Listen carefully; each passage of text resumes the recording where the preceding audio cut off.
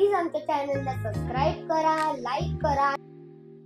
आमच्या चॅनलवर तुमचे स्वागत आहे. माझे नाव रुद्रांश देसाई आणि मी जितेंद्र देसाई आपले सहर्ष स्वागत करत आहे.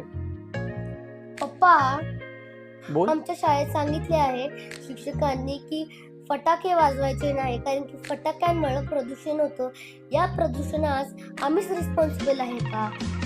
तर मंडळी, मुलाचा प्रश्न असा होता की या फटाके किंवा आता दिवाळीचा सण जवळ आला आहे किंवा उद्या परवापासून आपण दिवाळी साजरी करणार आहोत.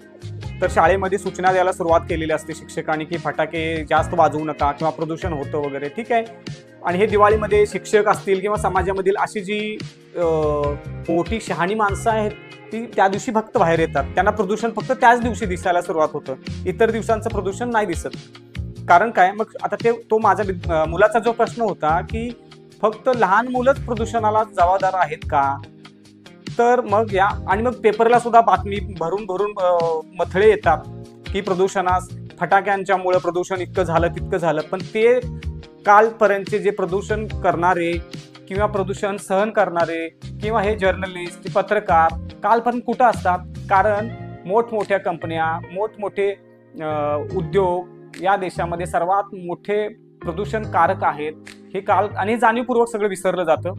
कारण या देशामध्ये सर्वात मोठा प्रदूषणकर्ता कोण आहे हे शोधायचं राहिलं. आसपासचे प्रदूषणास कारक असलेल्या कंपन्या कोणकोणत्या आहेत त्या कधी म्हणजे निव्वळ विसरलं जातं. आणि मग त्या प्रदूषणाची जबाबदारी फक्त लहान मुलांच्यावर, कारण ते ऐकून घेतात, त्यांना सांगितलं जातं. मग सण साजरे करायचे आहेत का नाहीत? तर करायचे आहेत. फटाक्यांची मुळे सण प्रदूषण होतं का? तर होतं.